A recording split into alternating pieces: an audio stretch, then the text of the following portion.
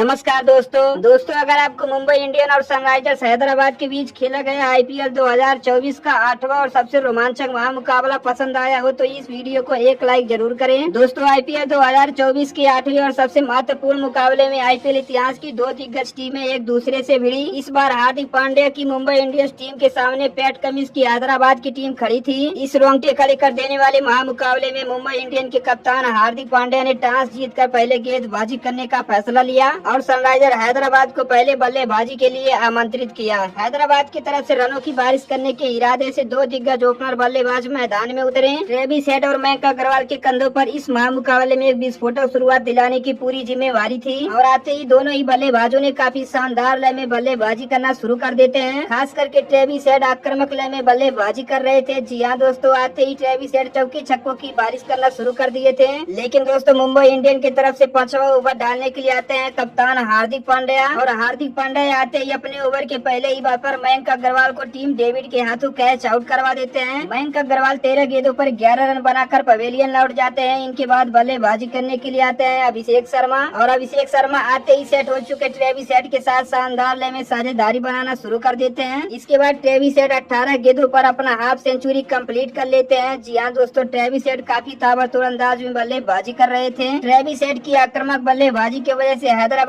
Power play में एक wicket गंवाने के बावजूद भी 81 रन बटोर लेती है और पावर प्ले खत्म होने के बाद 7वां ओवर डालने के लिए आते हैं पीयूष चावला के ओवर में अभिषेक शर्मा 3 छक्के की मदद से 21 रन बटोर लेते हैं। अभिषेक शर्मा और ट्रेविस हेड के बीच काफी विस्फोटक साझेदारी देखने को मिल रहा था। लेकिन दोस्तों मुंबई इंडियन की तरफ से 8वां ओवर डालने के लिए आते हैं जेराल्ड कोचडी आते ही अपने ओवर के 5वें बॉल पर ट्रेविस हेड को नमन धीर के हाथों कैच आउट कर देते हैं। जी हाँ दोस्तों, ट्रेविस हेड 24 गेंदों पर 62 रनों की ताबड़तोड़ पारी खेलकर पवेलियन लौट जाते हैं। इनके बाद बल्लेबाजी करने के लिए आते हैं एडन मार्करम आते ही सेट हो चुके अभिषेक शर्मा के साथ साझेदारी बनाना शुरू कर देते हैं। इसी दौरान अभिषेक शर्मा 17 गेंदों पर अपना हाफ सेंचुरी भी पूरा कर लेते हैं। जी हाँ दोस्तों, अभिषेक शर्मा की विस्फोटक बल्लेबाजी की वजह से सनराइजर्स हैदराबाद 10 ओवर में 2 विकेट गंवाने के बावजूद भी 148 रन बटोर लेती है। लेकिन दोस्तों मुंबई इंडियन की तरफ से 11वां ओवर डालने के लिए आते हैं पीयूष चावला आते ही अपने ओवर के 6ठे गेंद पर अभिषेक शर्मा को नमन धीर के हाथों कैच आउट करवा देते हैं। जी हाँ दोस्तों, अभिषेक शर्मा 23 गेंदों में 63 रनों की महत्वपूर्ण पारी खेलकर पवेलियन लौट जाते हैं और इनके बाद बल्लेबाजी करने के लिए आते हैं हेनरी क्लासन आते ही आक्रामक लय में बल्लेबाजी करना शुरू कर देते हैं। जी हाँ दोस्तों, हेनरी क्लासन और एडन मार्करम ने मिलकर शानदार लय में साझेदारी बनाई। खास करके देखा जाए तो एडन मार्करम आक्रामक लय में बल्लेबाजी करते हुए चौके छक्कों की झड़ी लगा रहे थे।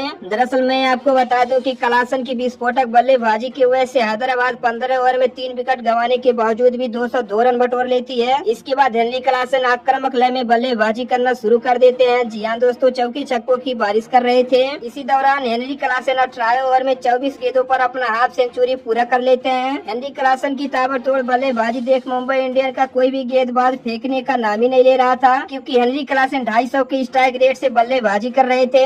इसके बाद मुंबई इंडियन की तरफ से लास्ट ओवर डालने के लिए आते हैं शम्स मुलानी के ओवर में हेनरी क्लासन 2 छक्के और 1 चौके की मदद से 21 रन बटोर लेते हैं। हेनरी क्लासन की विस्फोटक बल्लेबाजी की वजह से सनराइजर्स हैदराबाद 20 ओवर में 277 रन बटोर लेती है, जो कि आईपीएल इतिहास का नया रिकॉर्ड बना देती है। अब यहाँ से मुंबई इंडियन को ये वाला मुकाबला जीतने के लिए 20 ओवर में चाहिए था 278 रन, जो कि इम्पॉसिबल था। फिर भी दोस्तों पहाड़ जैसे लक्ष्य का पीछा करने के लिए मुंबई इंडियन की तरफ से 2 दिग्गज ओपनर बल्लेबाज मैदान में उतरे। रोहित शर्मा और ईशान किशन के कंधों पर इस महामुकाबले में एक विस्फोटक शुरुआत दिलाने की पूरी जिम्मेवारी थी और आते ही दोनों ही बल्लेबाजों ने विस्फोटक अंदाज में बल्लेबाजी करना शुरू कर देते हैं। खास करके देखा जाए तो ईशान किशन आक्रामक लय में बल्लेबाजी कर रहे थे। जी हाँ दोस्तों, Ishan Kishan back to back छक्का लगा रहे थे। दरअसल मैं आपको बता दूं कि 18 ही गेंदों में दोनों ही बल्लेबाजों बीच अर्धशतकीय साझेदारी भी कंप्लीट हो जाती है। लेकिन दोस्तों इसके बाद चौथा ओवर डालने के लिए आते हैं शहबाज अहमद आते ही अपने ओवर के दूसरे ही बॉल पर ईशान किशन को मार्करम के हाथों कैच आउट करवा देते हैं। जी हाँ दोस्तों, ईशान किशन 13 गेंदों में 34 रनों की ताबड़तोड़ पारी खेलकर पवेलियन लौट जाते हैं। इनके बाद बल्लेबाजी करने के लिए आते हैं नमन धीर और हैदराबाद की तरफ से 5वां ओवर डालने के लिए आते हैं कप्तान पैट